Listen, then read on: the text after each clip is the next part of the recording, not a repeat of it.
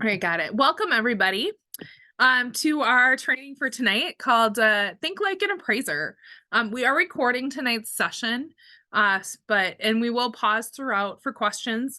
If you have questions in the chat is fine too. We've got hopefully Anne will be joining us, and then Michaela in the meantime can help just make sure we're catching questions throughout, but I will pause periodically and ask for questions. But if you don't want anything recorded, you can also hold your questions to the very end. That's fine as well. We will stop the recording and then have an open conversation at the end as well.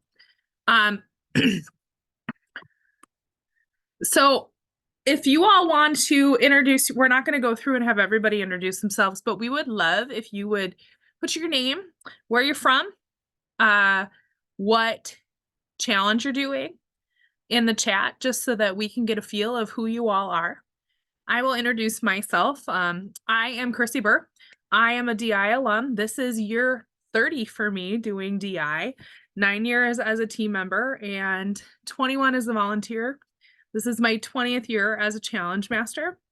I have done everything in DI except for being a team manager, pretty much. And that's just because my volunteer roles don't allow me to be a team manager. I do a lot of work with challenge rating and appraising. I'm a past ICM. And so tonight's training is really going to be all of that stuff from the appraiser side and getting you some insights into how we train appraisers, what we look for at tournaments, challenges that I see teams having at tournaments that you all can learn from to help make your tournament experience go a little bit smoother, and just 20 years of what I think might be helpful for you all to have. This is basics, so open for everybody, new all the way through experienced. I think everybody can take something out of this. And but one thing to keep in mind is if you are a Rising Stars team manager, you're welcome to listen in, but this is really focused on competitive teams and what that process looks like for our teams. So first of all, thank you all for being here tonight. And most importantly, thank you all for volunteering to be team managers. We truly could not have a program without you. There is never a shortage of kids that want to do DI. Usually the limiting factor is team managers that are willing to work with a team. So thank you, thank you, thank you. You are so appreciated by your teams and by all of us in Wisconsin DI for the work that you do and the dedication that you have. So goals of tonight, we've got a lot of content and I'm going to go pretty fast. We're going to start with talking about breaking down a challenge, making sure you really understand what those requirements are and what's in the challenge as you're rolling up your sleeves and getting your teams to get past that finish line and ready for your tournaments. Then we're going to spend some time thinking about the tournament experience and talking through what are all of the appraiser team interaction points during the tournament experience and some tips and things that you as team managers can help prepare your team for to make sure that they're really comfortable on tournament day and you all know what to expect. We're also going to talk about some paperwork and what you're going to need to submit during the pre-prep process, what those forms look like, and some tips and tricks that you can take back to your teams to help get things right and make it a great experience for you all as teams, where you're going to have less questions from the appraisers and maybe less things that get kicked back to you, and make it easier for us as appraisers reading and scoring your teams with that paperwork process. And then lastly, we're going to do a deep dive into scoring. Full transparency for you all about how we score, what we score. I'm going to show you the exact rubrics I train appraisers on so that there is no mystery in this process for you all, because I think it is definitely important that you all understand and everybody has a level playing field with the standards that we use for scoring at our tournaments. So we're going to share all of that tonight and just kind of deep dive right in. So I am not using current challenges for my examples, so you're going to see old challenges, but they're all still relevant. So challenge breakdown. So I'm using a challenge here called Daring Escape from the 2021-22 season.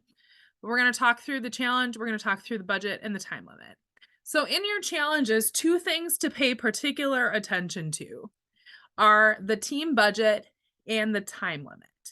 So your team budget is the total value of materials used in your presentation that must not be exceeded. The idea behind the budget is to level the playing field for all teams. It's not necessarily that you can't spend more than $200. It's that if another team was to present your solution, could they do it for $200 or less? And so this budget is really encompassing the things that are on that stage during your presentation. And we'll talk more into team budgets, but that's your team budget is. That's important because you're going to have to fill out an expense report and not exceed that budget. The other important thing to keep in mind is your time limit.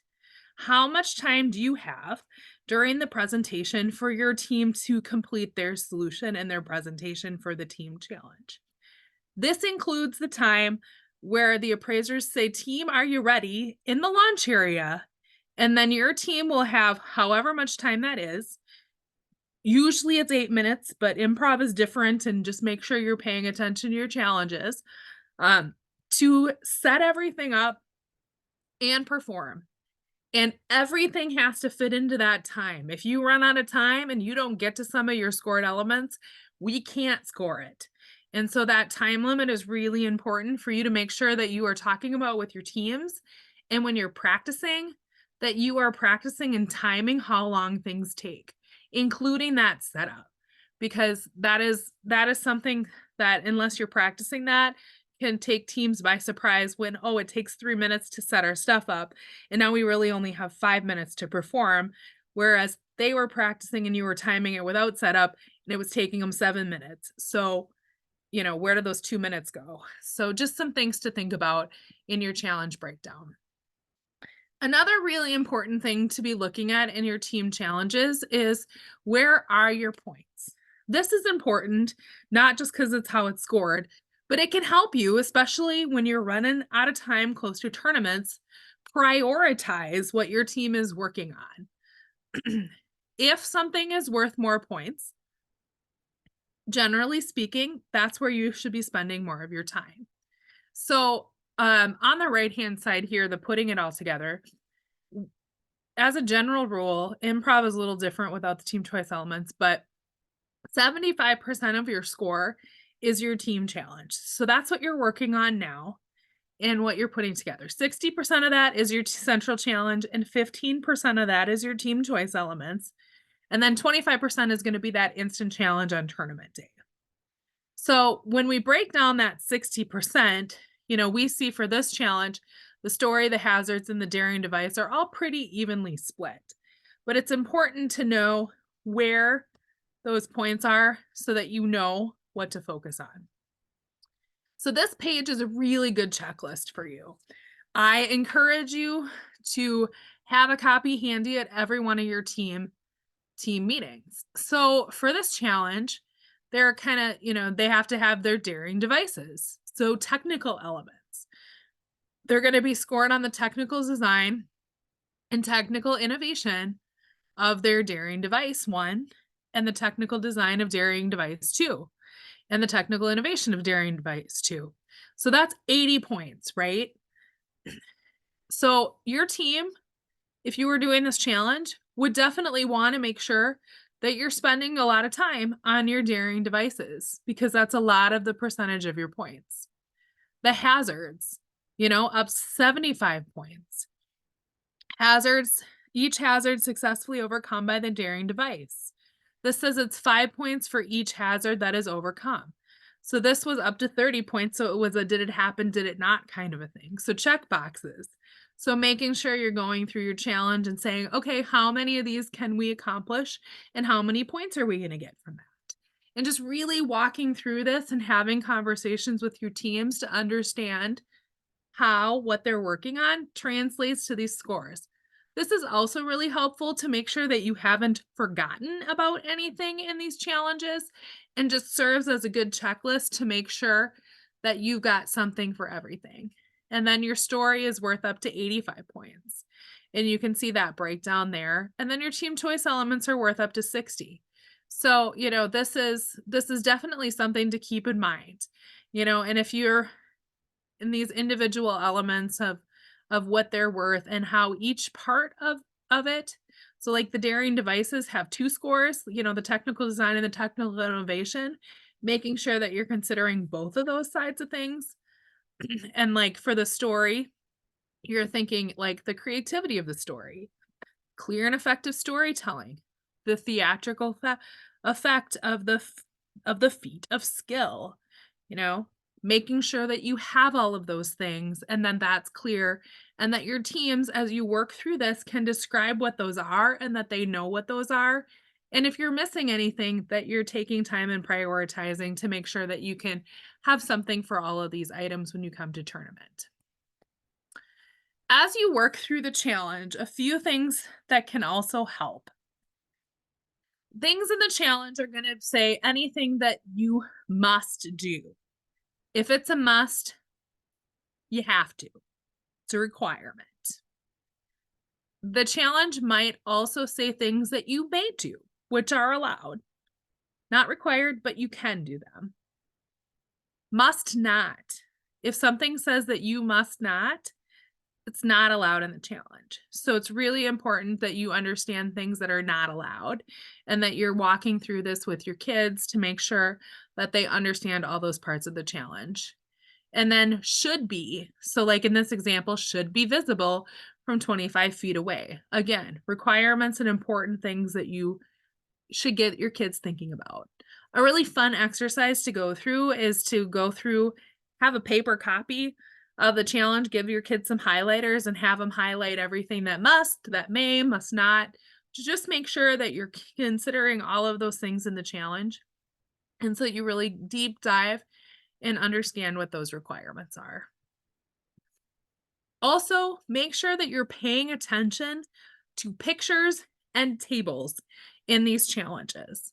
Sometimes it's easy to skip over those as not important, but requirements and details are listed in these tables that are not always written out in the words in the challenge. So, making sure that this is definitions of things that are the hazards in the challenge, which is super important. So, make sure that you're paying attention to these kinds of things when you're going through your challenges. Your story. This is going to talk about that story. This is every challenge kind of has. So the first part is going to be the details about the specifics for your technical, your engineering, your scientific, like the stuff that's unique for your challenge. And then every challenge is going to have a story part that's going to talk about what that story looks like. And then every challenge is also going to have details about your team choice elements. A little bit about team choice elements are that they're anything that your team wants to do. Sometimes teams get confused about that because they're really open-ended. And basically, the only rule is that it can't be something that's already scored in the challenge. And it's a really great way to get your kids excited about a skill that they have. So, if somebody likes to sew, maybe they're going to make a costume, or somebody plays music, maybe they want to highlight that as one of their scored elements. It's kind of bonus items that the team has full control over what they're going to get scored. And so you got to have two. So as you're working through this, just make sure that they're not part of something that's already being scored. And think about the fact, and we'll talk a little bit more about this in scoring, that they're going to be scored in three ways: for creativity and originality, for quality and workmanship, and for integration into the presentation.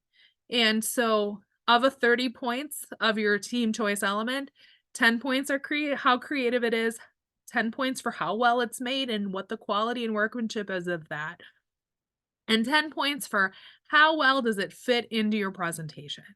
So we say that these can be anything that your team wants, but they still should have a meaningful connection to the presentation that your kids are doing.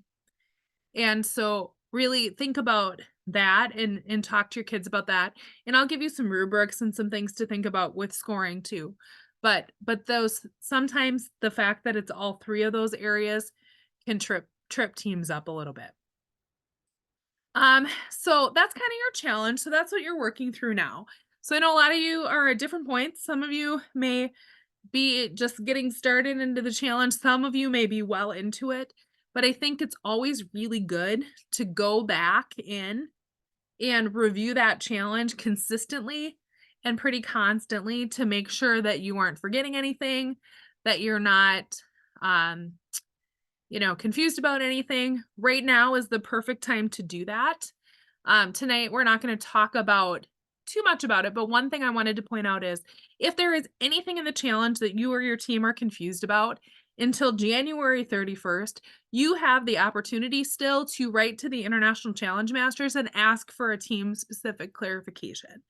So that means that don't feel bad. Every team has up to 10 questions that they can ask. So if you are confused, please use that process. They're going to be able to help guide you through that and hopefully help take your questions away. But that deadline is the 31st of the month. So now is the time to be talking to your teams to do that. If you still have any confusion around the challenge or any areas that you think might be gray that you're just not so sure about. Sectional tournaments. So now we're going to kind of think about our tournament hat. So all of you are going to go to one sectional tournament. Wisconsin DI, we have 4 sectional tournaments. So our Northeast sectional is our first one. Lucky you guys, you get to be first on Saturday, February 24th in Algoma. And then our Northwestern friends are going to be on Saturday, March 2nd in Hudson, along with our Southeast sectional, which is in Muskego.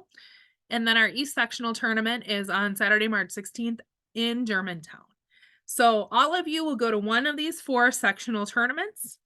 And that's what you should be registering for. And that's what you'll be getting information here in the coming weeks about for your schedule and more details about the tournament day and what that looks like.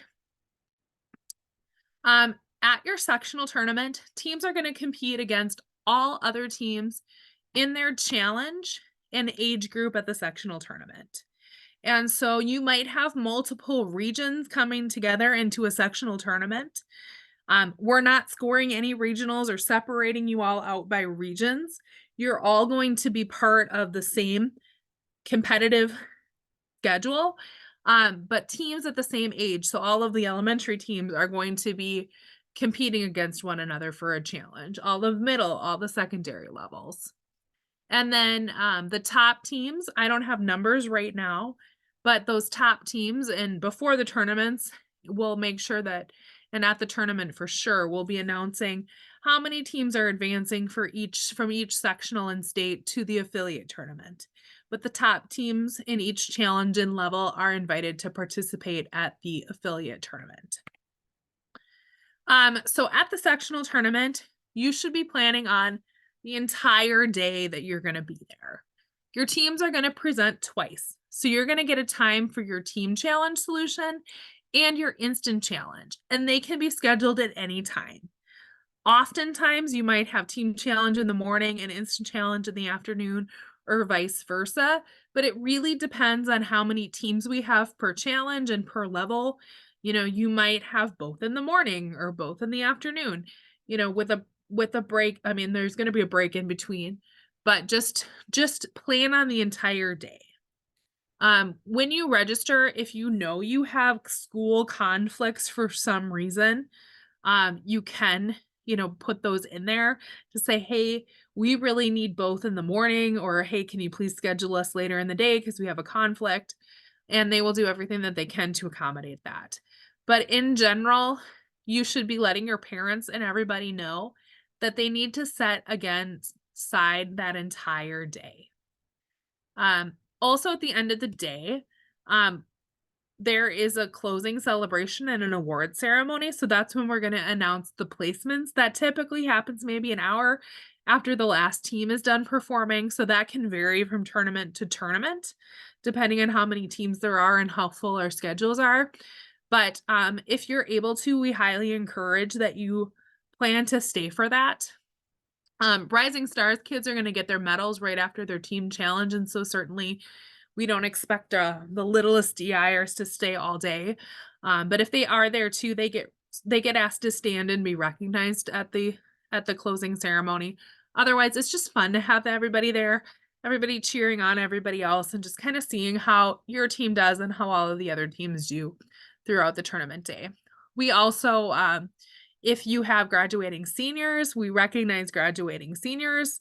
So it's always great to have them there. And it's also kind of fun for the younger DI kids often to see kids that have stuck with DI all the way through high school and are now graduating. So I think it's just kind of a fun thing. And I always really enjoy the closing ceremonies at our tournaments. Teams that do advance are going to be invited to participate at the affiliate tournament, and that is Saturday, April 6th at UW Green Bay. So if you think that might be something you want to participate in or likely to participate in, encourage you all to save the date and share that as a possibility with your parents and your kids, just so that nobody's surprised if they have that on the calendar. Rising Stars teams only compete at the sectional, but our competitive levels are invited to participate there as well. And then teams that do well enough, the top teams from Wisconsin, will be invited to participate at the Global Finals tournament, and that will take place May 22nd through 25th in Kansas City. If you think your team may be participating or shooting for Global Finals, we definitely encourage you to plan ahead. That definitely comes with a fairly steep price tag attached to it. So oftentimes our globals teams are fundraising and starting fundraising now. So just something to keep in mind if you think that might be something that your team participates in, to think about that. I'm not going to go into any more of that now, but certainly there are many of us in Wisconsin DI that can talk to you about that if you want more information about it. But Globals is great. I go every year. It's highlight of my year.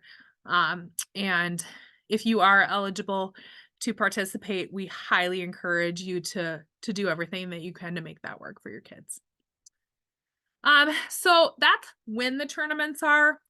And now we're going to talk a little bit about who you all are going to be interacting with. Actually, I'm going to stop before I get in here and see if we've got any questions.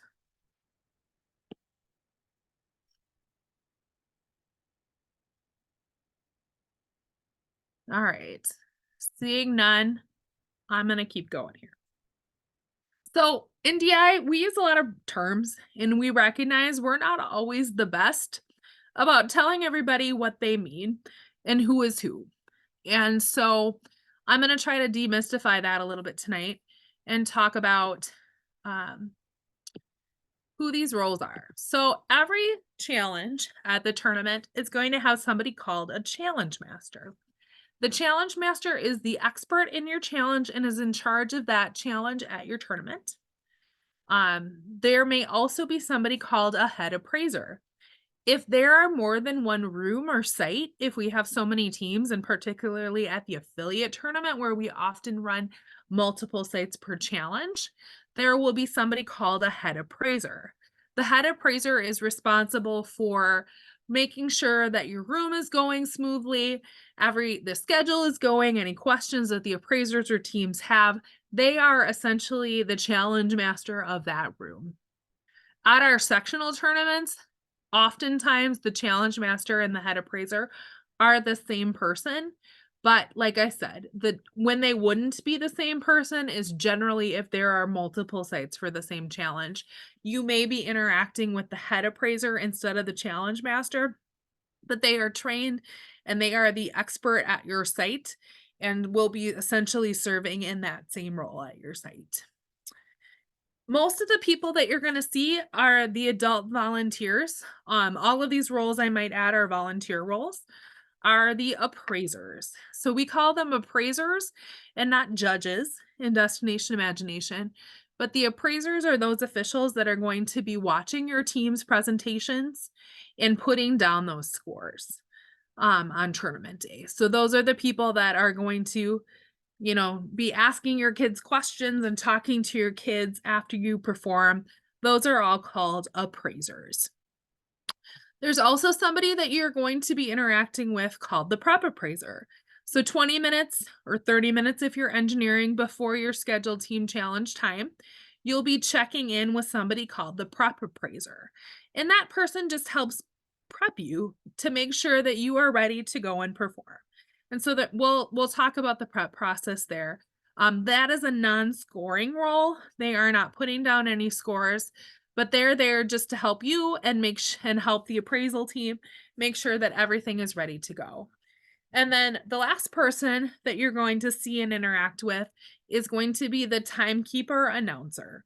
And so this person is going to be the one that announces your team to the audience, gets everybody hyped up and fired up on tournament day, and is also responsible for starting the time and stopping the time and making sure that your team doesn't go past that 8 minutes or however much time that you have allocated for your team challenge solution. And so they aren't putting down scores either, but they play a really important role in just keeping everything flowing on the site and keeping that track of time. All right. So key activities that you're going to be participating in at the tournament. And we'll talk through all of these. But this starts a week before your tournament with the virtual pre-prep process. So we're going to talk about what that means. So that's going to be online, and we've got deadlines for that we'll talk through. Then at the tournament, the first place you're going to see for Team Challenge is going to be the prep area. Then we're going to talk about the time while you're waiting in the launch area and before you come and start performing, where the appraisers are going to be reading paperwork, potentially in that launch area, talking to your teams and what that process might look like and why they're doing that. Then there's going to be the presentation itself where your team is performing. Then afterwards, there's going to be a question and answer session with the appraisers. So we'll talk about that. And then the appraisers are going to go back and put down scores, and we're going to talk about scoring and what that means and what they're doing and how they're evaluating everything. And then we're going to talk about picking up your scores and what that process looks like, and talking about what those score sheets look like, what you can expect to see, and what that interaction talks about, including scores, deductions, dialogue processes if something needs to be contested, and what you as team managers can do as advocates for your team. So we're going to talk through that whole process. And then we're going to talk a little bit about the process of instant challenge at the tournament as well, and what you should expect there. So some key dates to keep in mind for pre-prep. So this is rolling and different for every tournament, but the Friday before the tournament, the week before, the Friday, the week before the tournament at midnight, we ask that all pre-prep forms are submitted. And I'll go through here in a minute about what those forms are. That way, that gives our volunteers, our challenge masters and head appraisers, a chance to review all of your paperwork ahead of time. This is great for you because it means that any issues that you might have with your tournament data forms, you're going to know that a week before the tournament versus getting to the tournament and knowing that you're going to have a problem. And so the appraisers are going to review all of that. And if there are any questions or concerns or something that's not complete, they're going to reach out to you via the portal and send you a message back with details about what we need to correct. And so we've asked them to do that as soon as possible. But the absolute latest that we've told them is that they have those pre-prep deadlines there, the 21st to the 28th and the 13th. So you will absolutely get a response back one way or another from those pre-prep appraisers of either, yep, thank you for your submission, looks good, all set for tournament day, or notes back of things and questions that they may have. So the things that you all are going to need to submit by the pre-prep deadline are your tournament data forms. So this is unique for every challenge, right? And this is where you're going to have an opportunity to give some details and tell the appraisers what it is that your team wants scored. So it's really important, and we'll talk through some details and some pitfalls and some tips and tricks we have there. Oh, this is wrong. I'm going to edit this right now because improv gets an expense report this year. So all teams, including improv this year, are going to be submitting an expense report as well. And so that's listing everything that your team used in their presentation to make sure that if another team was going to put on the presentation that they could do it for the allowed budget. You're also going to go through something we call a team challenge prep checklist. This is where you're going to be listing and confirming your safety information to make sure that if you're using any chemicals for anything, that you're including your safety data sheets, any details there. So there's a checklist of things that we want to walk through with your teams. There's also a checklist of team challenge elements in there, just kind of as a last check to make sure that you've got everything covered and that you're not forgetting anything and not missing anything. And then there's also a section for the Declaration of Independence where you're going to need to list all of your team members. And we're going to walk through all of these here on the coming slides in detail. But all team members should be listed there. And you're going to basically declare that everything that you did as part of the challenge solution, your teams did themselves. And then you're also going to be asked to go through an instant challenge prep checklist that just acknowledges that you promise not to talk about anything that happens in the instant challenge room until after global finals, and that you're coming in there and that you don't know anything about the challenges that you're about to get, right? Because it's an instant challenge. You're not supposed to have any information about that ahead of time. So some things to note about the tournament data forms. So these should be completed by the team. You as team managers can absolutely help facilitate and actually do the typing and submitting of the forms, but your team should be part of this process. And the older your kids are, the more they should be involved in this process.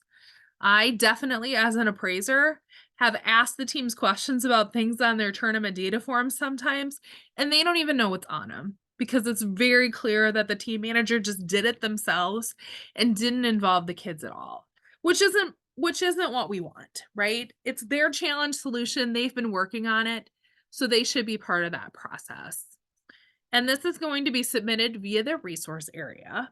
So I'm not going through all the details here about how you submit everything and what that looks like, but you will submit it via the resource area. And it's really a chance, like I said, for you all to explain to the appraisers what's being scored.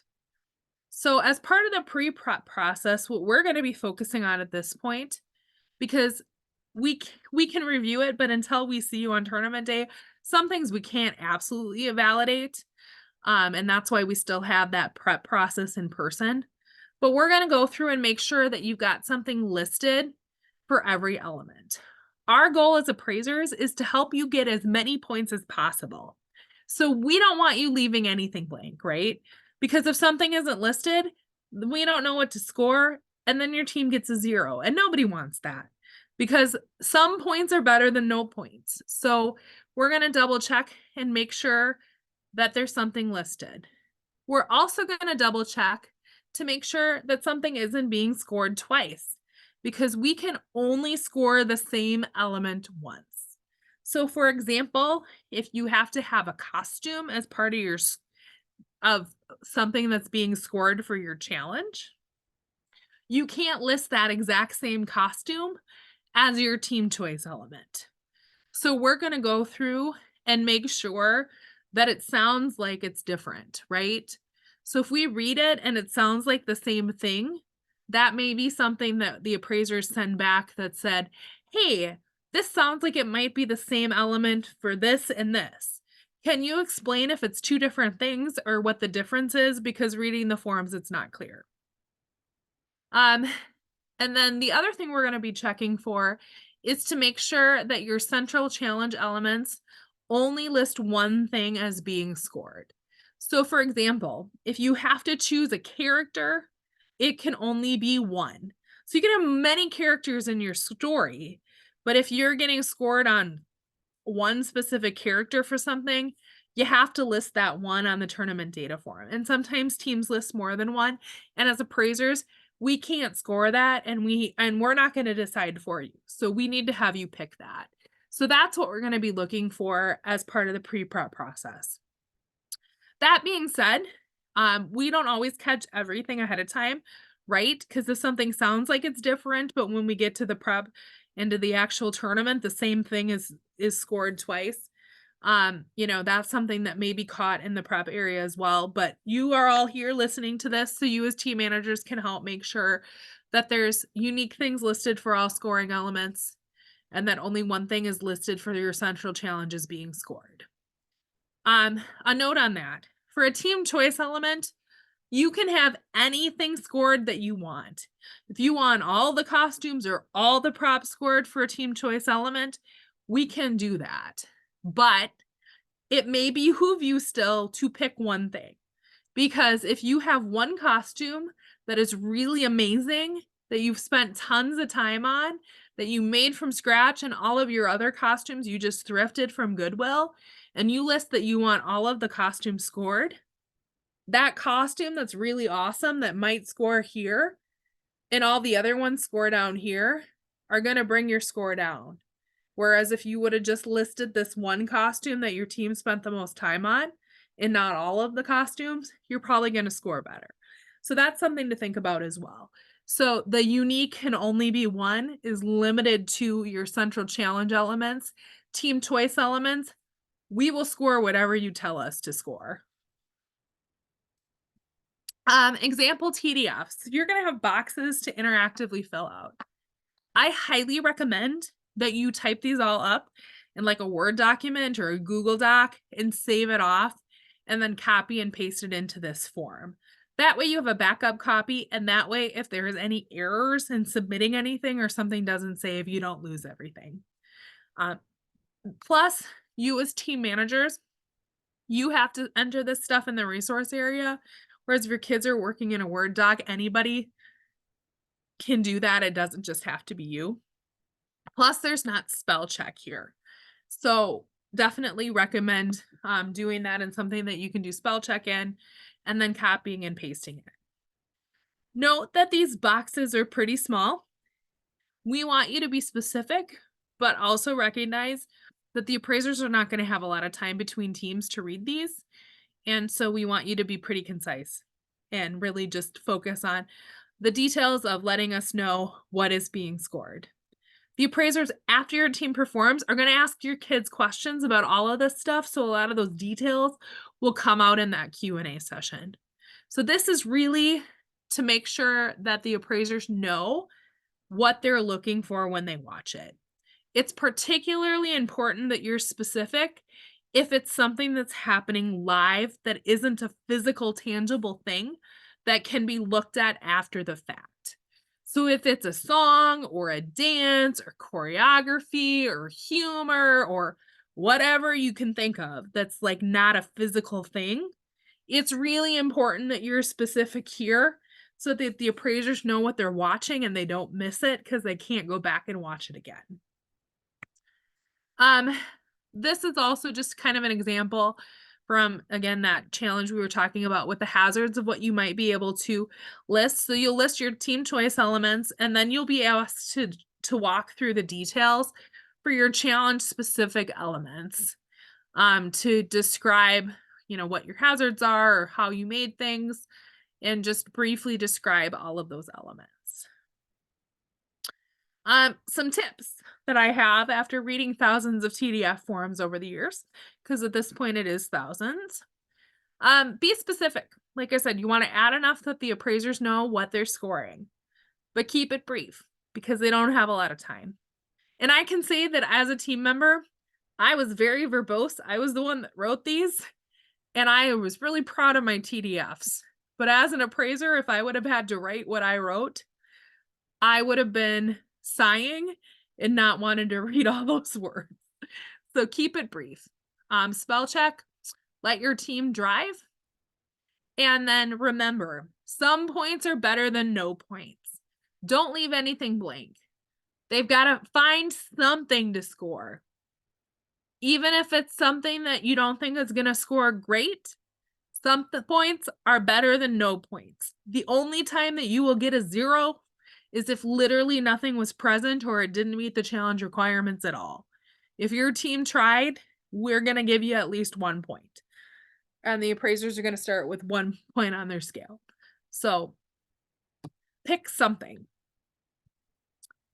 Alright, expense reports. So your expense report is the total value of the materials your team will use. Like I said, not necessarily what your team spent to create the solution.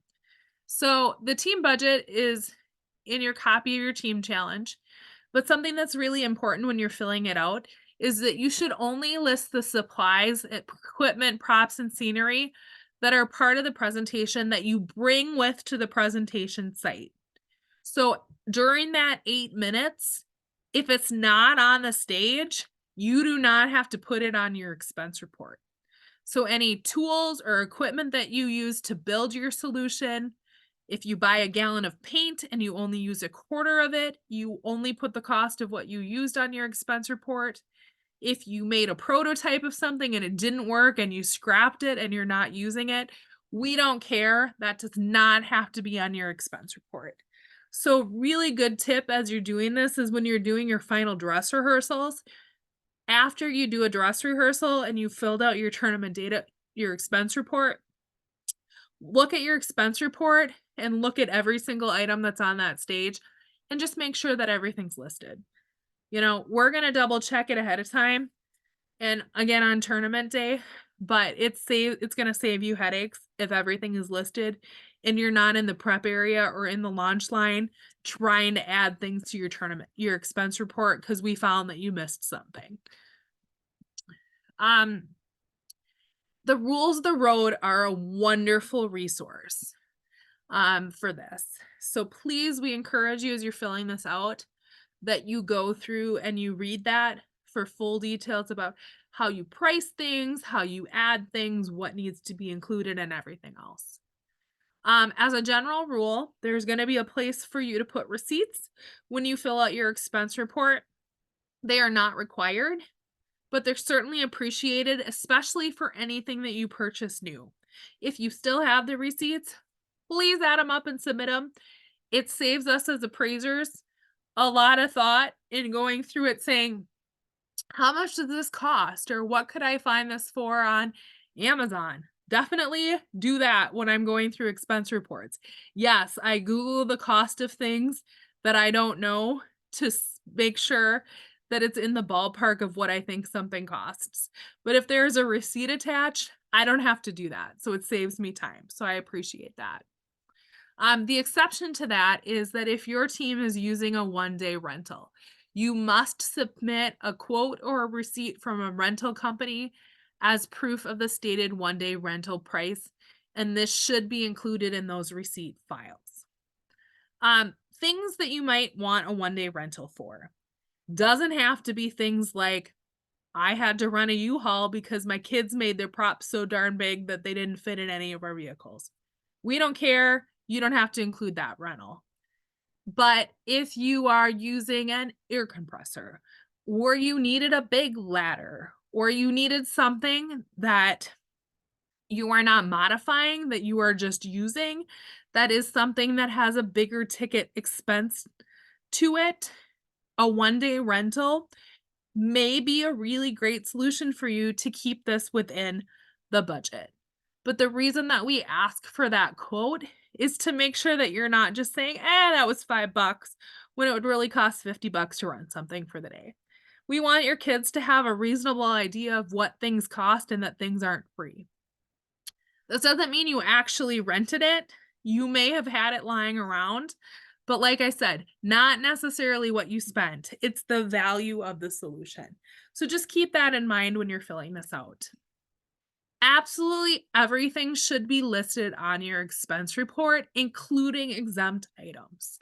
You're going to notice as you go through your expense report things, or through the rules of the road, things like musical instruments, laptops, a chair that you didn't modify are going to be exempt items. but you should still list all of those. They will just have a $0 associated with them because we as appraisers know that those items are exempt.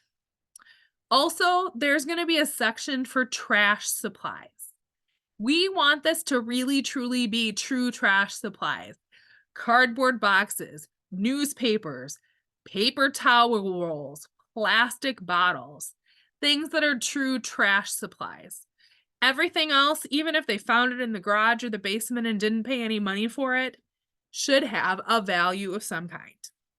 It can be yard sale, it can be garage sale prices, totally fine, but it should still have a value listed. Common issues that we see with expense reports. Not everything is listed. And we're not going to be able to catch that ahead of time, right? We're going to review your expense report. And if I don't see any props or any costumes or anything on your expense report, I may go back and say, hey, I didn't see any costumes listed. Does your team have any costumes? If you do, please add them to the expense report. But I'm not going to know that, right, in pre-prep because I haven't seen your solution. So we may not catch missing things until the day of the tournament. So just be careful and go through it. It's going to save you some time and headache and stress on tournament day if you have to update it on the morning of. So better to do that ahead of time. And then especially those exempt items people often forget. Listing the full value of an entire item rather than just the amount used.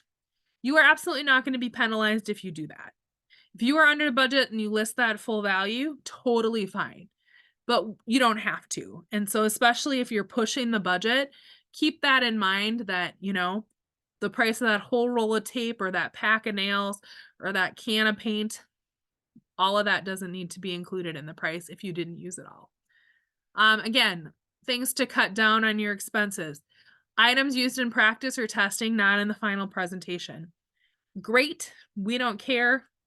Doesn't have to be listed.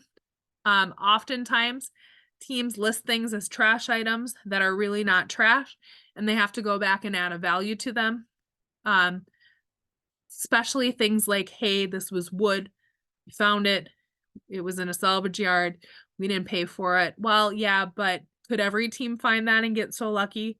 Probably not. So it still needs to have some sort of a value. And then listing new values for things even when they're used. Sometimes teams do this. Garage sale prices are perfectly fine. The expense report, yes, we look at it. Yes, we put it into details. But it's really the spirit of, could another team do this for the same budget? I have seen solutions that are absolutely egregious and over budget that make me raise an eyebrow. And that's when I really start focusing on things. The majority of times we look at it, it's under budget, it's not going to be a problem. But if somebody is over budget and we feel that solutions are certainly undervalued, then that's a conversation your challenge masters are going to have with you, and they're going to ask you to make some adjustments. And if you can't get it under budget, there may be there will be, actually, if it's over budget, deductions assessed. So just save yourself some time by walking through that. Team challenge checklist. A few things to highlight here. All teams must wear shoes. They have to have soles on them. They can't be in socks. So make sure your kids come with shoes. Even if it's not part of their costume, we don't care if it doesn't look nice. You got to have shoes. If they show up at the prep area without shoes, we're going to be sending somebody to go find some shoes for that kid because it's a safety risk. So just make sure everybody's got shoes. If your team is using any sort of chemicals or chemical reactions of any kind, please make sure that you have a copy of the safety data sheet. We want to look at that just to make sure that everything is safe and you're not causing any damage or anything. So dry ice and helium will not be allowed at the set affiliate tournament, and sectionals this year for Wisconsin DI, they are not allowed as well. So you can reach out to the regional directors, but I can save you a step and say, we are not allowing dry ice or helium at any of our tournaments. And then this is going to walk through that challenge requirements and the Declaration of Independence. Few things that we see with issues with the Declaration of Independence. This needs to list all of your team members, even if they're not there on tournament day, even if they're not part of the team anymore. Your team has to up to 7 members, and that is anyone that participated in the idea generation and the solution at all. So if they were part of your team until December and then they quit, they're still part of your team and should be listed, even if they don't come to tournament. So just make sure that you've listed all of those people on your tournament data form. Make sure when we go through this, there's also an area that said, did you interfere? And if you did, please select yes and tell us what that looks like. By signing the Declaration of Independence, we as appraisers see this as a declaration that the kids promised that everything that they did in their solution is theirs. And if they had outside help for something, we would much rather have them own up to it and circle no and have you as team managers facilitate that process to make sure that you're not teaching them things like, hey, as long as nobody finds out about it, it's okay. We just won't tell anybody. You know, that's not good integrity. That's not the idea of DI. We don't want you to do that. So if there was interference that happened in anything that's showing up on tournament day, and you circle no and describe it, that's much better than us finding out about it later. That being said, if we do find that interference happened, we will be assessing deductions because it's not fair to other teams that didn't have outside help. But we never look for interference. We don't fish for interference, but it often comes out in questions when we ask simple things like, hey, who made that? Oh, well, my dad made that for me. Well, we didn't fish for it. We just asked some clarifying questions and it came out. So if the appraiser is going to find out about it, you know, having conversations about interference is just a good thing ahead of time for you as your teams to know and to make sure that they understand what they're signing and what the purpose of the Declaration of Independence is. All right, I'm going to take a deep breath here for a second and see if we have any questions. So that's the pre-prep process and everything. Okay, now tournament day is here. We are going to move on to tournament day and kind of walk through what you can expect. We're going to start with the team challenge and then we're going to talk about instant challenge. And we're going to talk about all of these different steps in detail. So if you are going to receive 2 times for your tournament day, you are going to receive a team challenge performance time and you're going to receive an instant challenge time. So for this example, your team challenge performance time would say 9 a.m. But that isn't when your team is going to show up. Everybody but engineering is going to need to be in prep 20 minutes before. If you're an engineering team, you're going to need to be there at 8:30, 30 minutes before, because we have some extra stuff to check with the module device check-in. So if you're engineering 8:30, everybody else 8:40. So 15 minutes generally at prep. And this is where we've pre-prepped it, but we'll walk through and just see your stuff, ask some questions. There's a checklist that we go through, welcome you, get your kids excited, have them take a deep breath and get everything right. So this is happening often and we'll walk through that. So that's there. Then about 5 minutes or a few minutes before the presentation, as soon as that team before you is done, you'll move from the prep area to the launch area. And then while they're on the launch area, that's typically about 5 minutes, 3 to 5 minutes, depending on how the day is running. Then the timekeeper announcer will announce and you'll have your performance time. We will never start early because we recognize that there may be parents or family members trying to get there for the presentation time. And we do our best not to run behind, but know that sometimes things run a little behind, but we will really try hard to not be too far off schedule. So then your team will perform for up to 8 minutes. And then afterwards, the appraisers will spend about 5 minutes asking your team questions. And I'll give you some sample questions that you can talk to your kids about ahead of time to help prepare them for this so that they're comfortable with that experience. And then after everything is done, you're going to finish and exit with your props. And then in 30 minutes or less, because we are using all mobile scoring, we'll have your scores ready for pickup. So we'll talk about what that process looks like. For instant challenge. So you're going to have an instant challenge time. We want you to be there about 30 minutes ahead of time.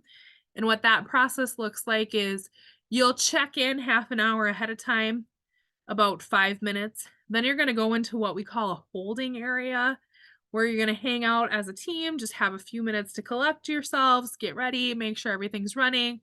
And then somebody will come and get your team about 5 minutes before your presentation time and move them down to the instant challenge room.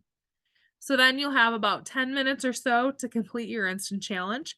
It varies. Every instant challenge has a different time requirement, but about 10 minutes in the instant challenge room. And then after you're done, they're going to bring you into another room called the chill out room. This is where you as a team manager and your team can talk about the instant challenge on tournament day. We ask that that's the only place that you talk about instant challenge on tournament day because we don't want other teams overhearing any information about that challenge because, right, if another team knows, then it's not fair, right, because they have an advantage. So we encourage you to use that time in the chill out room. There's not a time limitation. There might be other teams in there, but everybody's already gone through instant challenge, so it's a safe space for you to talk about it. So that's kind of the rough timeline to expect for instant challenge. So 20 to 30 minutes before for team challenge, half an hour before for instant challenge. All right, so what happens at prep and in all of these other areas during the tournament? So we're going to deep dive here into what you can expect. So if you're an engineering team, you're going to show up 30 minutes prior to your presentation time. Different if you've done engineering before is there is not a separate check-in area this year. You're going to go straight to prep and we're going to take care of this in that same prep place. So when you come 30 minutes before, you should bring everything for your modular device and everything else that you need for your presentation as well. So all your props, all your stuff, all your team members, bring everybody with 30 minutes. So during that time, we just need a little bit extra time to walk through the prep process because we're going to have to make sure that all of the parts of the modular device fit within the team provided container and that the container can be closed. We're going to measure the container and make sure that all of those other requirements for the modular devices have been met. Verify your team's estimated launch distances. So there's a whole list of things that are going to happen first when you get to prep. So we're going to take care of all of that modular device stuff first. Then 20 minutes, then engineering teams, all of the prep stuff is also going to happen during that 30 minutes. But for everybody else, you're going to arrive 20 minutes before your presentation time. The prep area could be in the hallway, could be on the side of a gym. There's going to be signs directing you there, but typically it's in a space that you're going to be able to have a conversation with that prep appraiser and not disrupt the teams that are performing. So if we're in a gym, the gym's large enough that we can be inside the gym on the opposite side and not disturb. But if you're in a classroom, this is going to take place in the hall generally. So just keep that in mind. So you're going to bring all your team members and everything that you need for your presentation because you go straight from the prep area to the presentation site. Everything should be assembled when you come to prep. You are not going to have time to build your stuff or assemble things while you're in prep and while you're on the launch line. A good reminder is that the rules of the road states that all props should fit through a standard size doorway. And for many of you, you may need to go through a door to get from the prep area to the launch area, and you're going to have very minimal time to set things up. So please keep that in mind with how you're building with your kids and building their props, to make sure that that's going to fit through a doorway, so that you don't get to tournament and have a panic moment because your stuff doesn't fit through a door. I'm going to raise my hand as a 5th, 6th grader. That definitely happened to my team. Our stuff did not fit through the door. And oh, by the way, not only did it have to fit through the door, it had to go up a staircase and around a curve. I would never do that to teams today, and this was, 25 years ago, but we ended up cutting things down, and then everything fell apart, and it was tears and not a good time. So, but you all know this, and as team managers, you can help your team prepare for this so that you are not surprised or have a scramble on tournament day. Yes, we know that if you're in a gym, there may be double doors, but not necessarily. There are not always double doors going into gyms, and if it doesn't fit through the door where the prep is, no, we will not allow you to go in another door. No, we will not allow you to take the middle frames out, because of the rules of the road say that it has to fit through a standard size doorway. So we promise you that the openings will be standard size or bigger, but you should be prepared for the smallest size. You will have already gone through the pre-prep process, but any last minute changes, if you've made changes since pre-prep after you've submitted forms, we definitely want to know about that. Definitely recommend that you may bring a device to make any edits. The prep appraisers can put things in edit mode and make small edits themselves on your behalf. But if there's anything extensive, it's often a good idea for you as a team manager to be able to have a laptop or an iPad or something that you can do that on easily if you have to make any modifications. If you have submitted any team clarifications, we can see that in the prep area linked to your team, but definitely highlight that to make sure that we know that you have team clarifications and share those. And it's often good to have a copy of that with you. You do not have to print paper copies of your forms. I think it's often a good idea to have a paper copy of your form just in case, but all of the appraisers and everybody have access to all of your tournament data forms. I scored global finals last year on my phone, and it was wonderful. I was able to pull up all of the tournament data forms and everything that I needed to read on there. So we as appraisers are going to electronically read all of this stuff, which is why we ask if there's edits, that we have our prep people just kind of edit it right in the system to make sure that all gets down to the appraisers. So they're going to go through and make sure all your team members are there, that you've submitted everything, that it's correct, that you flagged anything. We've, as challenge masters, will pass anything on to the prep appraisers that we've looked at and said, hey, we think this is probably okay, but you may want to double check this. They're going to look at that expense report to make sure that all of the stuff that you have that they see that you brought to prep is listed there. So we're going to check that again. There's a question about flash photography and video and whether or not the kids want pictures taken. Sometimes kids get confused about this. Essentially, generally I find that kids don't care if you take pictures. It's the flash part that makes them a little bit upset. So if they're okay with pictures, no flash, they can say that. If they're okay with video, they can say that. Some teams don't want to be recorded or have photos taken, and that's fine. It's okay to say no, but that is something that the prep area appraiser will ask your teams. So it's oftentimes good not oftentimes, it is good for you as team managers to make sure that they know that they're going to be asked that, and to know if they want to allow it or not ahead of time. And then they're going to just kind of go through a safety checklist to make sure people have shoes and that there's nothing unsafe. If you've got technical devices that, it's not leaking anything and there's not really, really unsafe wiring or anything that we think is going to start a fire or cause damage to the site. So they're going to just kind of go through that. For improv, if you are improv teams, They're going to go through that same prep process, but you're going to have a few extra steps. They're going to be checking your costume design kit for your contents and measuring the dimensions as well in the prep area. And then you will be randomly selecting a tournament supplied piece of paper that lists the scenario. Then you're going to randomly select one of your stock characters that you list on your tournament data form. You're going to randomly select one of your intensifiers listed on your tournament data form because, right, it's improv. So this is where we pick all of those improv elements. And then your team's not going to know what you've chosen until immediately before that 2-minute prep time that you have. But know that the drawing and the selection of that is going to happen during your prep process as well. All right. So you've gone through prep.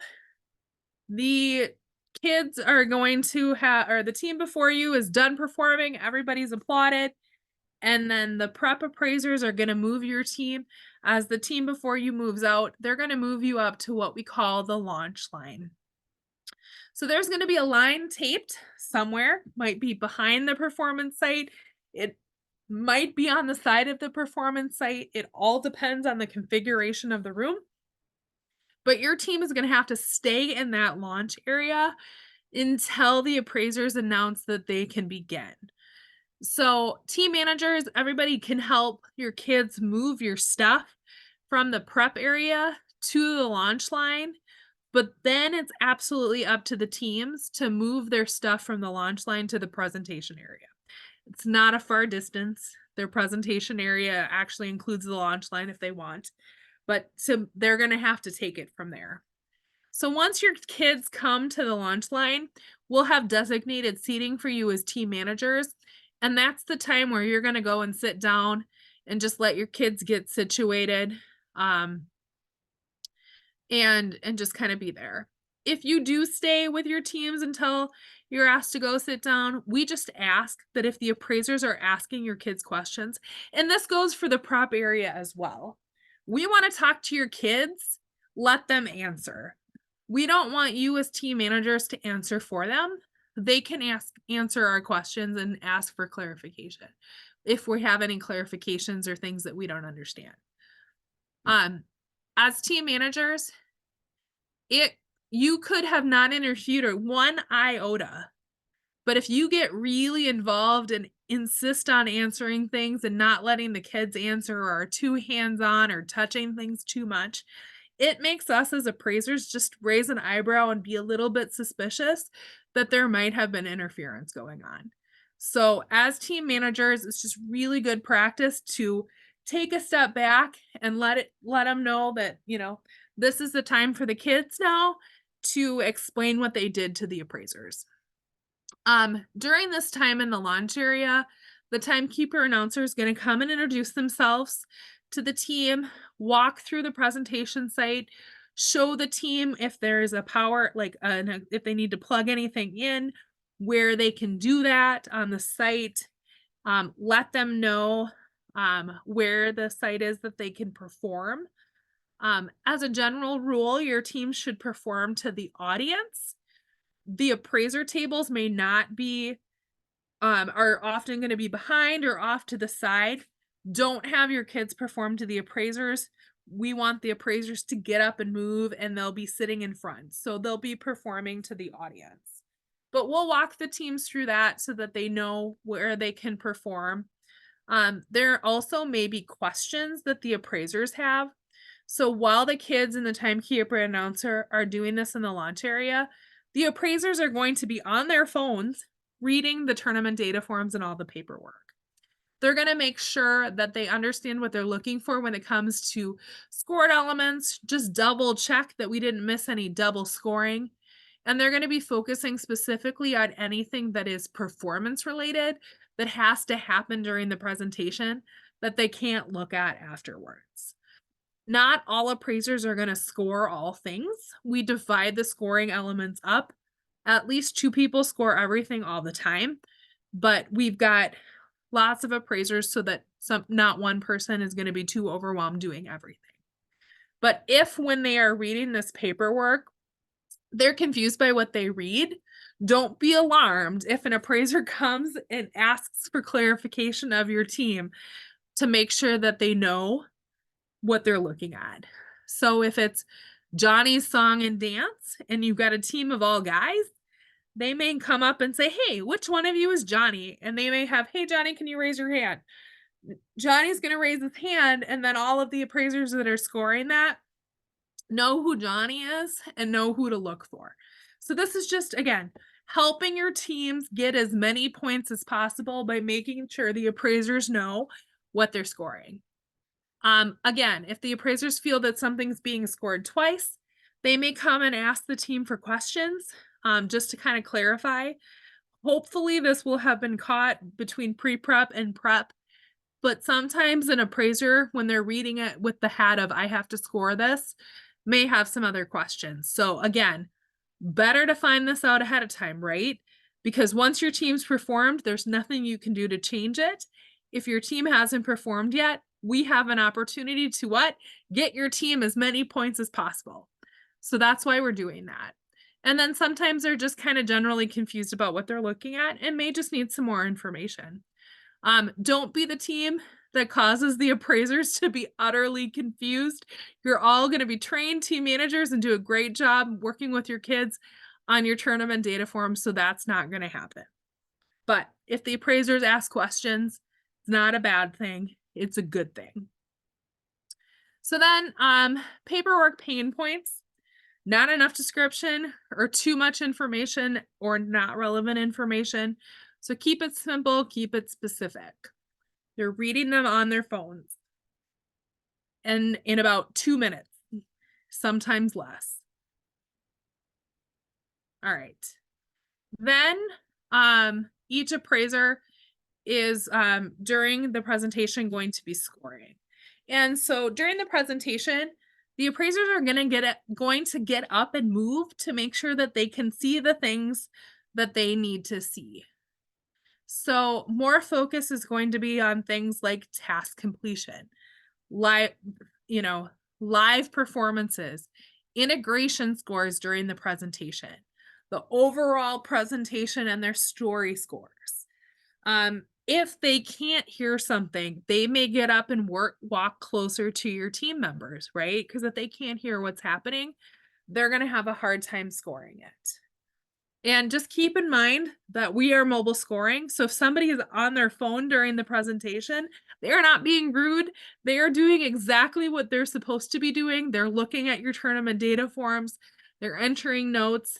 They're doing what they need to do to make sure that they can score the teams. So your kids have 8 minutes. Presentation pain points. Probably the number one pain point that we have is we cannot hear your kids. So as team managers, make sure that during rehearsals that you are thinking about this with your team members. Now, it is absolutely interference for you to say you have to be, be louder, hey, I can't hear you, but one good thing to do is to record your team and see how they are on the recording. If you have to turn that volume way, way up and they're still really faint, then they probably can't hear and they can hear that themselves. So, just make sure that your teams are thinking about that. I don't know what it is. The kids are running around, screaming, playing, but then they come and do a DI skit. They're so quiet and they just whisper and we can't hear them. So, especially in things like gyms, we want grandma with bad hearing in the back row to be able to hear. Other pain points. The appraisers are completely confused about what's going on because there's no clear storyline or action. So keep in mind that the appraisers only get to see the story once.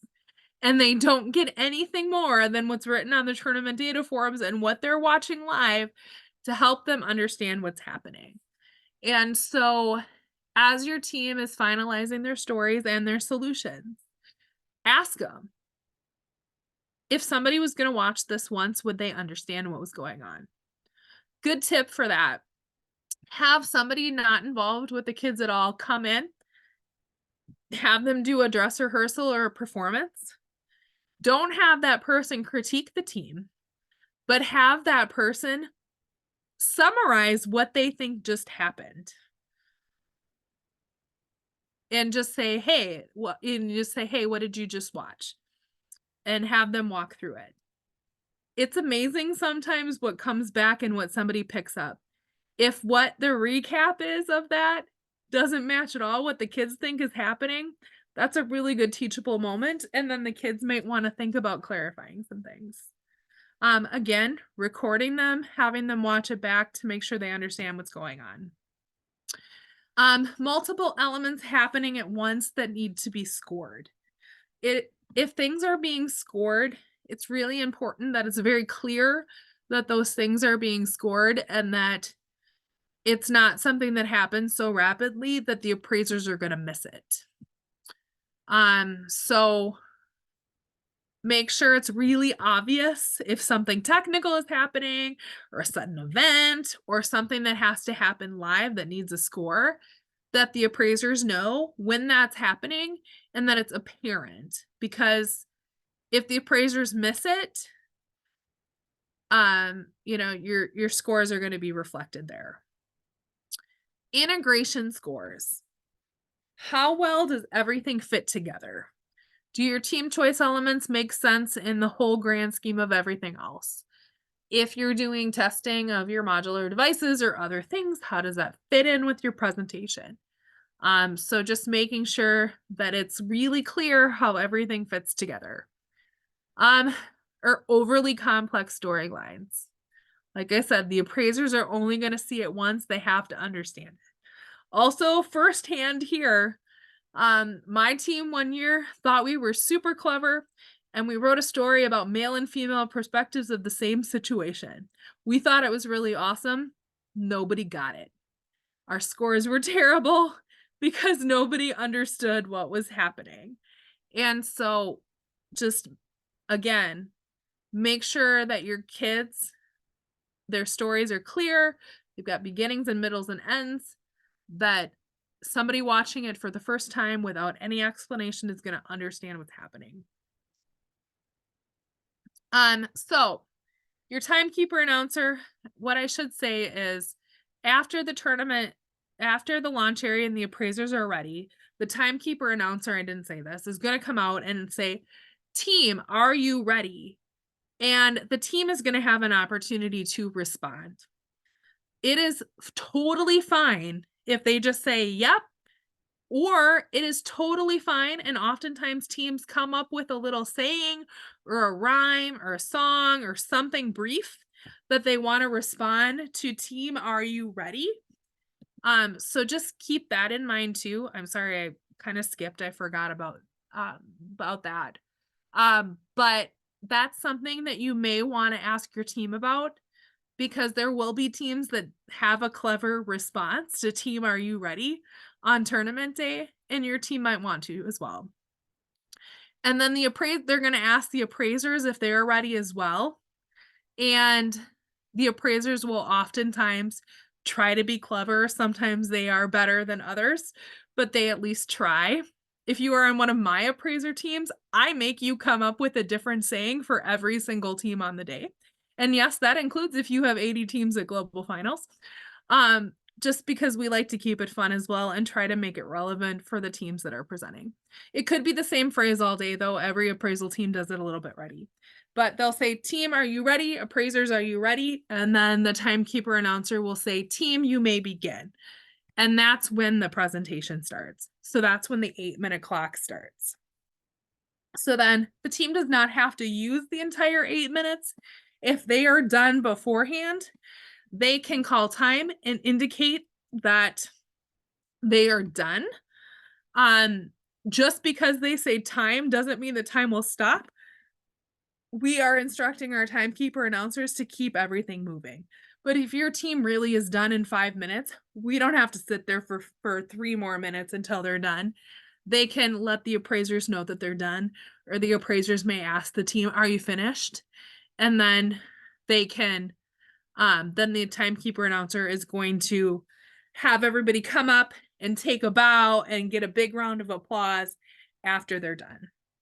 So once that applause happens, don't have your kids run away, don't have them take their stuff, have them stay put. The appraisers are going to get up and they're going to come over and they're going to talk to the team about their scored elements.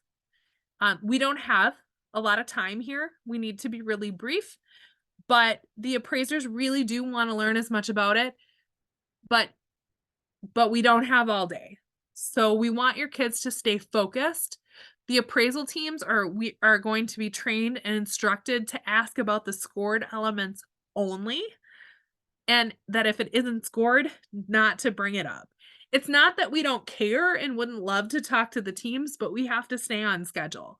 And so we want to learn as much as possible about those elements that are being scored. Keep in mind that not everybody is scoring everything. And so before you just have your kids dive in and like pick an adult and start telling them about it, we want to make sure that you let the appraisers ask questions and that the right people are hearing the information that they need. So we say the opposite for the appraisers. Don't, you want to know who the right person is to talk about each scored element. So, if the appraisers ask one of your team members a question about something they didn't build or didn't work on, it is totally fine for your team members to say, hey, I think that John worked on that. Hey, John, you want to come tell the appraisers about this? And have somebody else explain that. We are not going to look at that and have that be a disadvantage for your team. We know that teams divide and conquer and not everybody builds everything. So we would rather talk to the person that actually built it, because that's when we're going to learn the most and get your kids the most points possible. So again, like, talk to your kids, walk through this, let the kids lead and take a step back. This is not something that you as a team manager should be answering and participating in. It is an opportunity for the kids to talk to the appraisers about things. So these are some sample questions that we give appraisers to ask about. If you have technical items, don't be surprised if they ask about how you came up with the ideas. What kind of tools did you use? Did you know how to do that ahead of time? The ideas. That's not because we're fishing for interference. It's just that we want to learn as much as possible about how these things were created and built so that we can give the kids points. This Q&A, something may not look very impressive from what we just see from the performance area, but once they get in there, maybe they open the lid up and we can see what's inside and how it was wired and created, and they did all kinds of really awesome stuff in there. They're going to get more points because they explain that to the appraisers. So walk through this with your kids, have them be prepared for this process, because this can help your kids get more points by that interaction and providing some more details about what the appraisers saw during their presentation, particularly around anything that's like physical, tangible, right?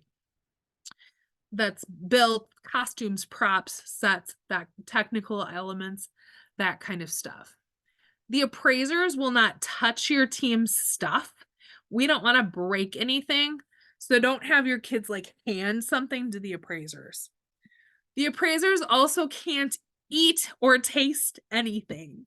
So if you cooked or baked something, don't try to give the appraisers that. We can't do that. And that's just for food and safety and allergy reasons. We don't want to get anybody sick. So don't take it personal if that's the case.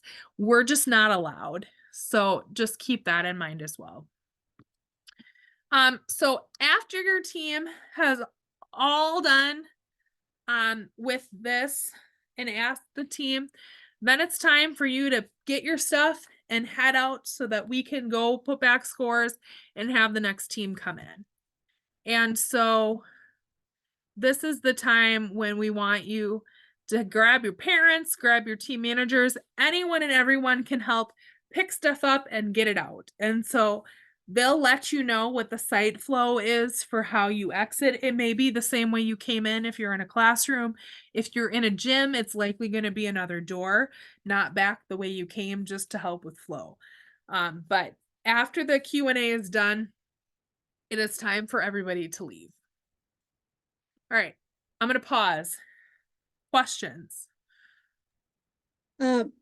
Chrissy, so this is, for those of you who don't know me, I'm Ann Cowling. I'm one of the regional directors for the Southeast Sectional Tournament. And I just wanted to clarify something that Chrissy spoke about a few minutes ago, talking about the facilities and having props that are potentially too big to go through doors. We actually cannot guarantee that there will be a standard size doorway. And that is in the rules of the road, because basically we have the school buildings that we have where, Okay. where our tournaments are being held. And so what I advise teams is don't plan, don't assume, don't measure your props, assuming you'll get every inch of that standard size door. It is to your team's advantage to make it a little bit smaller than a standard size door, because I know for sure that at the Southeast Sectional, there is a doorway that teams have to come through that is not quite the size of a standard size door. So don't push it. Give yourselves a little cushion. No, that's a good point. Thanks, Anne, for clarifying that. We just don't want you guys to be surprised. We want you to plan ahead. We do the best we can, but we also have the spaces that we have. So anybody have anything else? Or none? Okay, scoring, awarding points.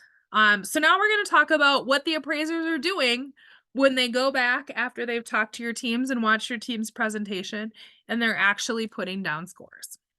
So the job of our appraisers and officials is to award each team as many points as possible. And our emphasis is not on what the team did produce, not what they didn't produce. So there's kind of two philosophies, right? You can either start with 100 and deduct points down for everything that wasn't there. That's not what we do. Everybody starts at 0 and 1, and they earn all the points that they get. So that's kind of the framework that we operate under for scores. We have 3 types of scores in Destination Imagination. We have something called objective scores. This is based on whether a challenge requirement was or wasn't there. So, did a light turn on that was supposed to turn on or not? If the light turns on, yes, they get the points. What distance did they launch? Things like that. Things that can be measured, that are objective things that can be weighed, measured, or that they happened or they didn't happen. Most of the scores in Destination Imagination are going to be what we call subjective scores.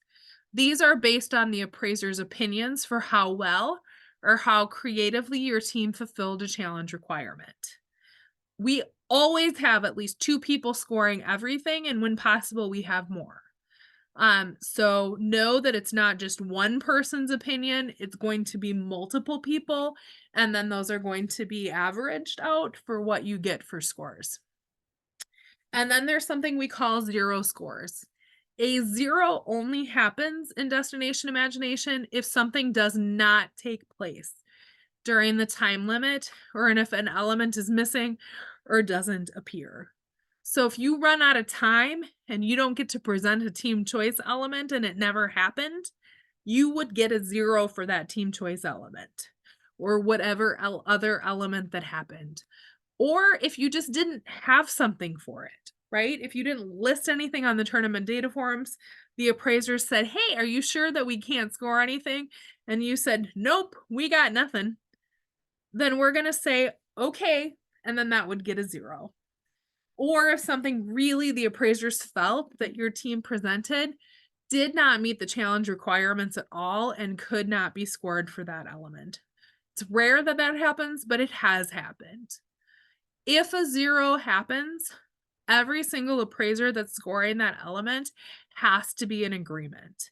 If at least one person thinks it happened, then your team is going to get those points. So we just want you to understand the 3 different kinds of scores as we kind of deep dive into this a little bit further, so that you know when you're going through that score sheet, it'll tell you like if it's up to 30 or up to 20, that's a subjective score. If it's 0 or 5 or 5 points for every X, that's an objective score. So just kind of things to keep in mind. DI uses something called unified subjective scoring. This just makes it easier for the appraisers. Every score we give is on a scale of 1 to 30, and then the mobile scoring program divides that out to determine the team's actual scores. So if an element is worth out of 20, the appraisers are still going to score it out of 30, and then the scoring program is going to make that out of 20. That just helps make sure that the appraisers don't forget what something's worth and think they're scoring something out of 20, but it's really worth 30. And so they give the team an 18 because they think it was really amazing, but it was really worth 30. So then that amazing score of 18 out of 20 becomes an 18 out of 30, which isn't bad, but it's not as great as it should have been. So we just want to avoid all of that. And we really train the appraisers to use that entire range because we want to reward those teams that did really amazing things and make sure that they're rewarded for that, as opposed to a team that may have just thrown something together and not put a lot of effort into it. How do we do this? Especially for new appraisers, we train our appraisers on rubrics. Few things about rubrics. Appraisers are not required to use a rubric. I do not look at rubrics when I score because I have watched thousands of teams and I know it here. I know I look at something and I know if it's a 20 or a 15 or a 17 or a 27. I just know because I've done this for a long time. But new appraisers, we give them rubrics. The only requirement that we have is that if you use a rubric, and whatever rubric you use or whatever method you use to determine your scores, you use it for all teams consistently through the same day.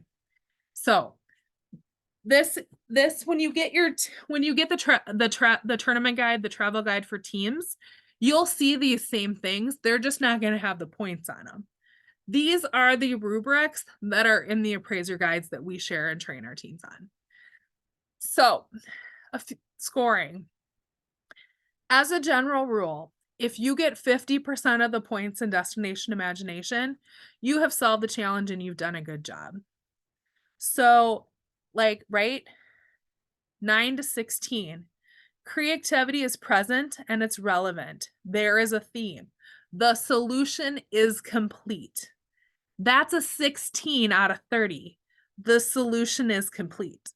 So 50% is not a bad score. But if you want to get down here into your 24 to 30, creativity is there and it's innovative.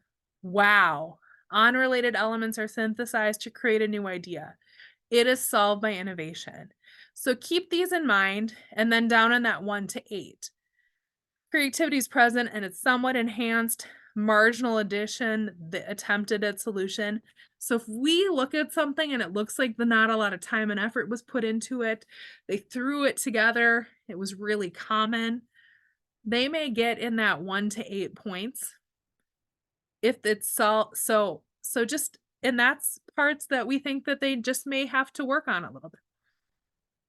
Appraisers, when they're scoring your teams, are comparing every team to the rubric and how well they felt they solved the challenge.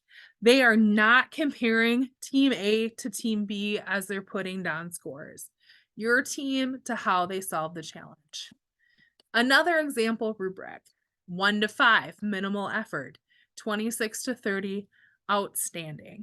So full range, right? We encourage our appraisers not to just give everybody scores in the same range, right? Because it's not going to separate things out. If you didn't attend a plug, there's a recording. I did a training in December called Getting Your Team to Wow, where I talked about how to break down and think about what wow is and how to get your teams to those points. If you're brand new, that may be too much for your teams right now. You may just want them to finish. But if you want to dive in a little bit more and are curious, I encourage you to go back and watch that training because we focus a lot on some tips and tricks that you can do to get your teams into those wow and outstanding areas.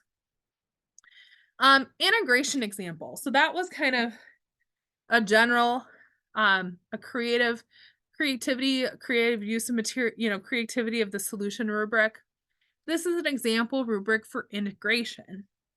Every single team challenge that has team choice elements has integration in it. It's how well did we feel the team fit everything together as part of the solution. So 1 to 8, the element is present but not important to the story. Little relevance to other elements in the presentation. 24 to 30, the element to be integrated is vitally important to the story. The story would be confusing if the integrated element were not there. The integrated element and other elements of the presentation work together to convey the story or ideas. I always like to say, how much would you miss an element if it wasn't there? If you did your presentation and you took a team choice element out and you did everything and that team choice element wasn't there, how much would you miss it? If you don't care whether it's there or not and you wouldn't notice any difference, your integration score is probably going to be in that 1 to 8 range. If you take that element out and you are super confused, you have no idea what's going on, and it leaves a hole in your presentation because that was so important to your presentation that you miss it, that's where you're going to get your big integration scores. I think that integration is one of the absolute hardest things to do in Destination Imagination. As a team member, having been a team member, it's tough. Also, it is one of the hardest things to score as an appraiser. So it is not unusual for teams to get mediocre or poor integration scores because everybody struggles with this. But it's also important to make sure that your kids understand what integration means. When I hand back scores, especially to elementary teams, I like to ask the kids, like, can you tell me what integration means? And 50% of the time, they don't know what it means. They can't tell me what it means. And if they don't know what it means, how do they expected to do it? So as team managers, take some time to make sure that they understand integration and how they're being scored on it. Risk taking. So this is a new rubric for us over the last couple years and something new that started to be integrated more into presentations, particularly like in the engineering and technical challenges. So if risk taking is part of what you're being scored on, the team approaches the challenge in an obvious way. They slightly experimented with the unknown in creating the solution. The challenge is used as a limit for the extent of the team's solution. They avoid obstacles or complications, aka they played it really safe. Or 24 to 30. They approached the challenge or element in a novel way. They extensively experimented with the unknown in creating the solution. They attempted to overcome additional obstacles or complications beyond the minimum. And that was used as a starting point for an elaborate solution, meaning they went above and beyond and kept pushing the envelope. So these words are what we train, again, our appraisers on. So if you're looking at scores around risk taking, definitely encourage you to walk through this with your teams and think about it and think about your solutions and where you think it might end up and what you might be able to do to get it to that next level. All right, so those are the kind of scores. So the appraisers are going to use these rubrics and these types of things for input, and they're going to put in their scores into the mobile scoring program. And then they're going to be averaged by however many people are scoring it. And also the scoring program is gonna, make that 30 be out of 20 or out of 15 or out of whatever it is and divide and do all of the math for us in those scores. Another way that your team can be rewarded for what they present at the tournament is something called special awards. These are not required, but we encourage our team, appraiser teams, to reward those teams that go above and beyond or do really awesome or cool things. So we've got a couple different kinds of awards. So the Torchbearer Award is for a service learning challenge only, and that's honors teams or individuals whose projects had really amazing impact beyond just what they presented at the tournament, but they actually made a huge difference in their communities or schools or somewhere with their project in the real world. So we reward those teams that went above and beyond with the Torchbearer Award. For the other challenges, the possible awards are the Spirit of DI Award, the Renaissance Award, and Da Vinci. Typically, Renaissance is given for really amazing, like technical, like building, design, engineering solutions. The Da Vinci is risk-taking, creativity, unique approaches. So that's kind of the difference, is like kind of like the quality workmanship score versus the creativity score, if you will, is a good way to look at those awards. And then the third award is called the Spirit of DI Award. So this doesn't have to just be for team members. Other volunteers or other people have been given Spirit of DI awards as well, but it's given a recognition for those who act as superior role models in the areas of spirit, teamwork, sportsmanship, or volunteerism. It is not a hard luck award. It is for perseverance or going above and beyond. Last year at state, we had a team that had 3 team members total.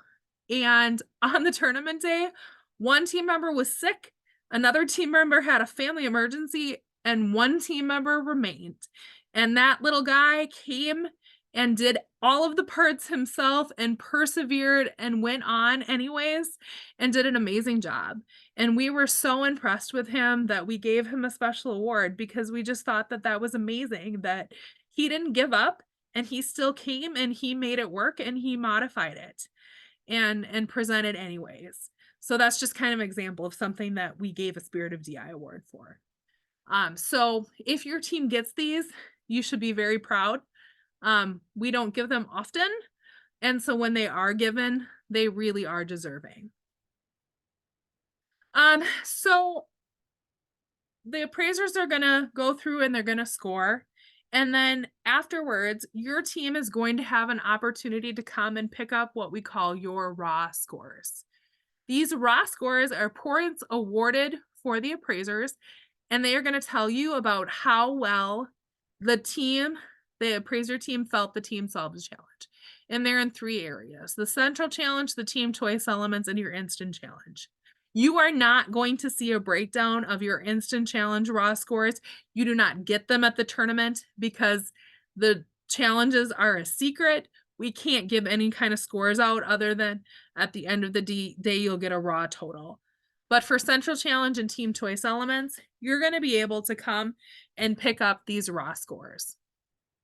What you're going to see at the end of the day on the printouts are your scaled scores.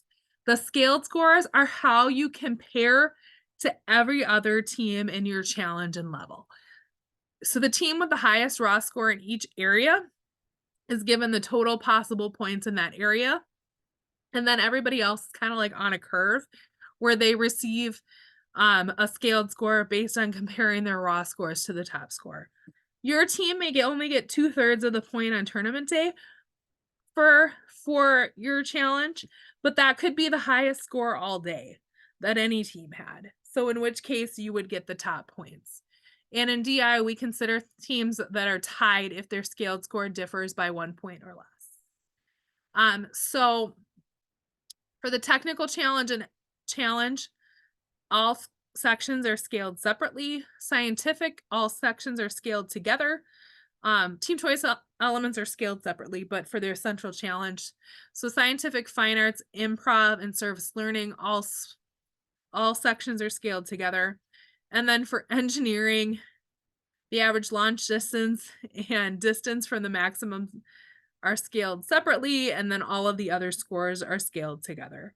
So that just when you get your scores at the end of the day after the award ceremony, you'll see this broken out into different areas.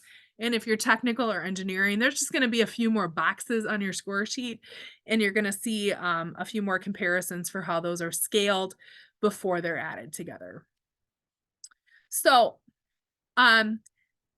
this may not happen, but oftentimes, and at my tournaments, I always ask for a cell phone number for the team manager and at the prep area. And then when scores are ready, I send a text to the team manager letting them know their scores are ready. Otherwise, there may be a schedule on the wall where they highlight your name when you're ready to come and pick up scores.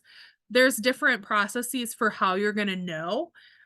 So when you get to prep, that's totally fine to ask, the prep appraiser or the challenge master, how will I know when my scores are ready, or when should I come back for scores? And they'll let you know. So when you pick up raw scores, their challenge master is going to look at everything to make sure it's consistent. If there's any zeros or deductions or anything that they are confused about, they may ask the appraisers. They're going to make any notes of any deductions and all of the reasoning and make sure that all of that's tied back to the challenge, so that when you come and get those scores, they can give you a really good explanation of what your scores are. So it's only available for your team challenge, and it's going to be your central challenge and team choice elements. In this, you're going to pick these up from either your head appraiser or your challenge master. These are raw scores and they're preliminary, not final. It is rare that something changes throughout the tournament day, but if we find that a mistake was made somewhere along the lines, or something happens that's unexpected, or they could change, but it's very unlikely. Generally speaking, when you get your scores back, they're going to be your final scores. We just say everything is preliminary until they're finalized at the award ceremony. You're going to have one team member and your team manager go and pick up those scores. We highly recommend that you have a team member come, because it's their challenge solution. If you have multiple team managers, you have to decide which one's coming. And if you have, and then you'll have to decide who's going to be the representative for your teams. You're going to get the scores emailed to you after that. So you're going to have that handy to review with everybody else. But just for consistency, one team member and one team manager. So this is an example of a raw score sheet. All of the elements, this looks a lot like that scoring page in the challenge, right? So all of your elements are going to be listed, and they're going to tell you what the maximum score was and then what your team got for your scores. So this is where, you walk through this and you see, all right, where am I out of 20? If there's any zeros listed, if there's any deductions, those are going to be listed here. There's elements to list deductions. The head appraisers and challenge masters are going to go through this line by line and just kind of walk through it. And you'll have an opportunity to ask any questions and make sure you understand everything as you're walking through it. So deductions are points subtracted from your team score because of an intentional or unintentional rule violation. It's just used to level the playing field. We don't like to give deductions, but if they're necessary, we give them. And I always look at it as a teachable moment, right? We talk about it, we explain what happened. Deductions can happen 3 types. Interference, so it comes out that somebody other than a team member did or built something or came up with an idea or told the kids how to do something. That comes out, we'll ask questions, figure out how much the kids did versus how much somebody else did, and assess a deduction. Illegal procedure deductions, they're they don't know the published clarifications, their expense reports over the value, something that they did was not right, like a required sequence of events not followed, or they did something. Sometimes in the challenge, it'll say, if this doesn't happen, or if this happens, it may result in a deduction.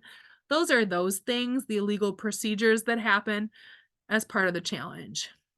And very rare, but has happened, are on sportsman like conduct scores. So if somebody does something inappropriate, pulls a fire alarm, does damage to property, is really awful to another team. Those scores, that there are deductions, and those will be taken from the team's total scaled score. Really rare, our GI kids are awesome, but these are there if something happens that wasn't allowed or wasn't expected. So just be aware that that's what that is. There's full details in the rules of the road. Instant challenge. So just a few notes, and I know we're almost out of time, so I'm going to go fast here. You'll submit that instant challenge prep checklist. You're going to report to instant challenge 15. I said 30 on the other one. So like 30 minutes, probably more than 15, but for sure 15 before your scheduled IC time. And then after you check in, you're going to go to the holding room, and when they're ready, they're going to come and get you. So again, that's kind of what that instant challenge process. During the instant challenge, appraisers are going to be watching for teamwork the minute you walk in the door. So know that they're observing your team and how you're performing. And so your first impressions can make a big difference. Unlike the team challenge where there's generic rubrics, every instant challenge has a challenge specific rubric that the IC appraisers are going to be looking at for every element of their score. So they're trained on those specific elements. You know, I'm not walking through this, but one of the things that we currently have talked about in other trainings and is in the roadmap for teams is team roles, assigning different roles so everybody knows what to do in the instant challenge room. That can just kind of help things go smoothly and maximize your teamwork points, because appraisers can tell when you're faking it versus working actually well together, and that can affect your scores. So this is an example of what a teamwork rubric might look like. So team dynamics are exemplary, leadership and team roles are easily defined. Diversity of skills is mutually respected and evident. Doesn't mean everybody's working on everything. It means everybody has a job and they're working together to produce the best outcome. So definitely share this with your teams, because teamwork is scored in every instant challenge. And then again, creative use of materials. This is often, if it's a task-based challenge, an example rubric of how they might score the creative use of materials. Instant challenge scores, you're not going to get raw instant challenge scores, but they will be listed on your score sheet, not broken down by team elements, but you'll just get a total.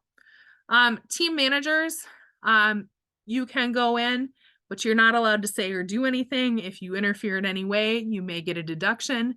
And if you are heard talking about instant challenge with other teams or telling other people, not only will it won't be a deduction, it'll be a disqualification. We take it very seriously. So do not talk about the instant challenge. Know where your points are for instant challenge, and then know how much time that you have left, because you can always ask. So this is an example of final scores. So you'll be able to see your total, where you fell, and then in each area, what your top score was, and then what your scaled scores were. Appeals.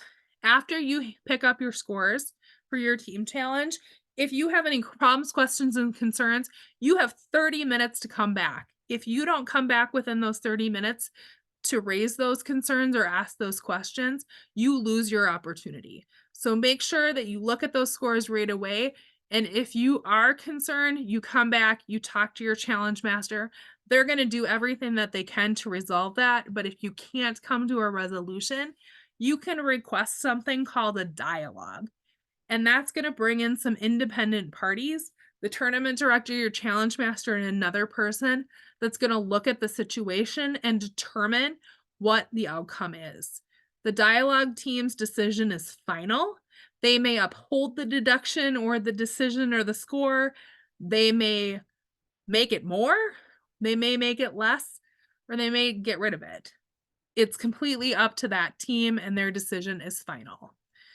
Things that can be appealed: deductions, procedural irregularities, something weird happened that you felt was a disadvantage to the team, an objective or zero score that you felt something happened but the team wasn't given credit for. Things you can't appeal, subjective scores. You may not like them, you can't appeal them because they're the opinions. Recordings or photographs of other teams' presentations. You can only talk about your own team. You cannot bring a concern about another team to the appraisers. And if you do have a concern about something, we cannot take video or photographs in consideration for our decision. It has to be a conversation. So that can't be brought forward as part of the appeals process. Full details are on the rules of the road. We hope that you don't have to use it, but you as a team manager are an advocate for your team. And if something weird happens, please ask questions and please raise it. We are here to work with you to resolve it. All right. So got through the slides. I know I rushed there at the end, but hopefully this helped you understand what to expect on tournament day, some more information on this. We're going to pause or stop the recording here and allow you to ask any questions that you might have. So